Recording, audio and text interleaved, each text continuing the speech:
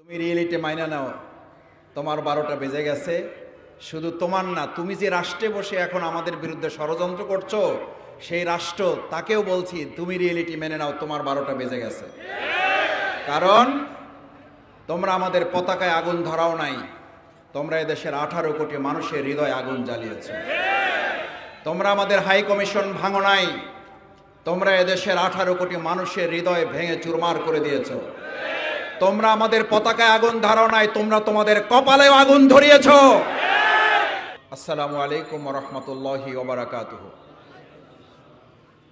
মহান আল্লাহর দরবারে শুকরিয়া আদায় করছি যে আল্লাহ সুবহানাহু ওয়া তাআলা আজকের এই পবিত্র জুমাবারে এখানে আমাদেরকে সমবেত হয়ে বাংলাদেশের স্বাধীনতা সার্বভৌমত্বের এই বিজয়ের মাস ডিসেম্বর আসলেই বাংলাদেশের মানুষের মধ্যে আনন্দ উৎসবের পরিবর্তে এক ধরনের শঙ্কা, উদ্বেগ, উৎকণ্ঠা এবং নির্যাতন নিপীড়নের একটা করব রাজ্য আমাদের ঘাড়ের উপরে চেপে বসত। ডিসেম্বর আসলেই এদেশের মানুষের মধ্যে একটা আতঙ্ক তৈরি হতো। বিগত 15 বছরে ডিসেম্বর মাস মানে বিজয়ের মাস ছিল না। বিগত 15 বছর ডিসেম্বর মাস ছিল নির্যাতন নিপীড়নের মাস। বিগত 15 বছর বিজয়ের মাস মানে কোনো একজন ব্যক্তির বক্তৃতা শুনতে শুনতে এদেশের মানুষ ক্লান্ত হয়ে পড়ত। আমরা সেই বক্তব্য ধারণ করেই আজকে শুরু করতে চাই। আমাদেরকে 15 বছর দাবায় রাখার চেষ্টা করতেছেন, আমাদেরকে দাবায় রাখতে পারবা না।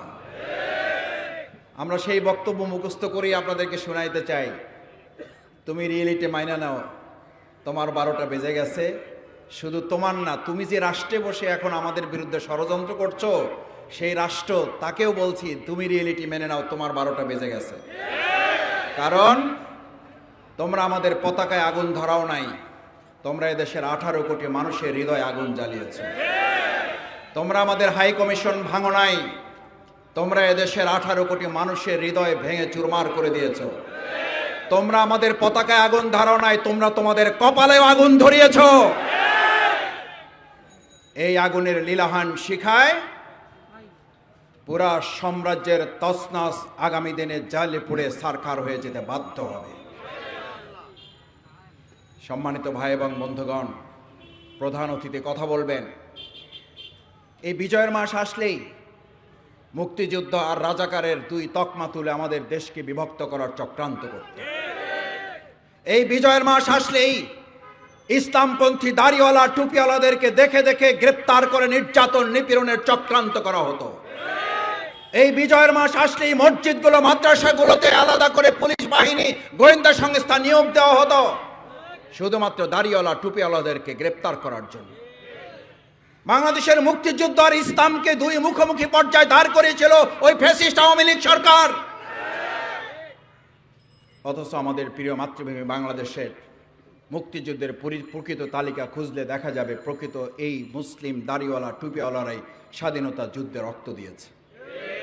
2024 সালের জুলাই আগস্টে রক্ত দিয়েছে আমাদের আবু সাইদ মুক্তরা। 1952 ভাষা আন্দোলনের নাম শুনলেই বোঝা যায় এদেশের ভাষা আন্দোলনে জীবন দিয়েছে, শহীদ হয়েছে কারা। শহীদ সালাম, বরকত, রফিক, জব্বারের নাম শুনলে কি বোঝা যায় যে এদেশের ইসলাম আর মুক্তিযুদ্ধ, ইসলাম আর 21শে ফেব্রুয়ারি কি সাংঘর্ষিক জায়গায়, নাকি জাতিকে ঐক্যবদ্ধ করে সবাই মিলে লড়াই করেছে। অত্যন্ত দুর্ভাগ্যের বিষয়, আমাদের সেই প্রিয় বিজয় মাসকে কলঙ্কিত করেছিল সেই ফ্যাসিস্ট আওয়ামী লীগ সরকার। এখন একটা রাষ্ট্রে বসে, প্রতিবেশী একটা জায়গায় বসে আমাদের প্রিয় মাতৃভূমি বাংলাদেশকে বারবার তারা চক্রান্ত ষড়যন্ত্রের মাধ্যমে এটাকে তারা উত্তপ্ত করার চেষ্টা করছে। আজকের এই শাহজাহানপুরের কর্মী সম্মেলন থেকে স্পষ্ট করে বলে দিতে চাই, এদেশের 18 কোটি মানুষ আপনাদেরকে জানিয়ে দিচ্ছে, কান খুলে শুনে রাখুন, বাংলাদেশকে উত্তপ্ত এবং অস্থির করে এই পৃথিবীর কেউ ভালো থাকতে পারবেন না। আমাদেরকে অস্থির করলে আপনারা অস্থির হবেন, আমাদেরকে উত্তপ্ত করলে আপনারা উত্তপ্ত হতে বাধ্য হবেন, আমাদেরকে রাজপথে নামতে বাধ্য করলে আপনারা শান্তিতে থাকতে পারবেন না। এখন চোখে চোখ রেখে কথা বলার সময় এসেছে। 5ই আগস্টের আগের বাংলাদেশ, 5ই আগস্টের পরের বাংলাদেশ এক নয়। বাংলাদেশ জামাত ইসলামী আমরা তখনও বলেছিলাম, এখনো বলছি, ভবিষ্যতেও বলব, মাওলানা দেলাওয়ার হোসেন সাঈদী রাহিমাহুল্লাহ তাকে গ্রেপ্তার করেছে, নির্যাতন করেছে, হত্যা করেছে। এই দেশের মানুষের সম্পৃক্ততা যতটা না বেশি, তার চেয়ে সম্পৃক্ততা প্রতিবেশী রাষ্ট্রের বেশি। আমাদের নিজাম সাহেবকে হত্যা করেছে প্রতিবেশী রাষ্ট্রের ইঙ্গিতে। আজকেও আমাদের শহীদ সাইফুল ইসলামকে হত্যা করেছে তাদেরই চক্রান্তে। চট্টগ্রামের রক্ত এই পৃথিবীতে বৃথা যাবে না। চট্টগ্রামের রক্ত দিয়ে বাংলাদেশ নতুন করে আরেকবার স্বাধীনতাকে অর্থবহ করে তোলা হবে। শহীদ সাইফুল ইসলামের রক্ত শুধু চট্টগ্রামকেই মুগ্ধ করে নাই। শহীদ সাইফুল ইসলামকে হত্যা করার অপরাধে যাদেরকে এই পর্যন্ত গ্রেপ্তার করা হয়েছে, আমরা যদি লক্ষ্য করি তাহলে খেয়াল করব বাংলাদেশে সাম্প্রদায়িক দাঙ্গার চেষ্টা করে তারা ব্যর্থ হয়েছে। আমাদের ভিন্ন ধর্মাবলম্বী হিন্দু ভাইয়েরা কাঁধে কাঁধ মিলিয়ে মুসলিম ভাইদের সাথে তারা বলতে শুরু করেছে, শেখ হাসিনার সেই অপরাজনীতি আর প্রতিবেশী রাষ্ট্রের বাংলাদেশের সাম্প্রদায়িক শক্তিকে, আমাদের হিন্দু সম্প্রদায়কে কাজে লাগিয়ে বাংলাদেশে আর ভবিষ্যতে কোনো ষড়যন্ত্র তারাও বাস্তবায়ন হতে দেবে না। ইতিমধ্যে তারা আমাদেরকে একটা উপকার করে দিয়েছে। 2024 সালের জুলাই আগস্টের গণ অভ্যুত্থানের মাধ্যমে যে জাতীয় ঐক্য তৈরি হয়েছিল, সেপ্টেম্বর, অক্টোবর, নভেম্বর, ডিসেম্বরে এসে পা রেখে কিছু ছোটখাটো চির ধরলেও তাদের চক্রান্ত ষড়যন্ত্রের কারণে ইতিমধ্যে আমাদের সেই চিরগুলো দূর হয়ে আরেকটা বৃহৎ সীসাডালা প্রাচীরের ঐক্য তৈরি করে দিয়েছে তারা। এই জাতীয় ঐক্যের মাধ্যমে ইতিমধ্যে আমিরে জামাত ডক্টর শফিকুর রহমান যে জাতীয় ঐক্যের ঘোষণা দিয়েছেন, সেই জাতীয় ঐক্য বিনির্মাণে বাংলাদেশের অন্তর্বর্তীকালীন সরকারের সম্মানিত প্রধান উপদেষ্টা অত্যন্ত চমৎকার একটা কথা বলেছেন। জাতির সামনে একটা অত্যন্ত গর্বের ব্যাপার যে সেই 2024 সালের জুলাই এবং আগস্টে শেখ হাসিনা সরকার যখন কতিপয় দুর্বৃত্তায়নের প্রশাসনের লোক দিয়ে আমাদের ভাইদেরকে গুলি করা হতো, তারা ভিডিও দেখে বলতো, স্যার একটা গুলি করি, একটা মরে, চারটা এসে সামনে দাঁড়িয়ে যায়। আমাদের অন্তর্বর্তীকালীন সরকারের প্রধান উপদেষ্টা এখন আর একটা গুরুত্বপূর্ণ কথা বলেছেন, জুলাই আগস্টের গণ অভ্যুত্থানে একটা মারলে চারটা এসে দাঁড়িয়ে যেত।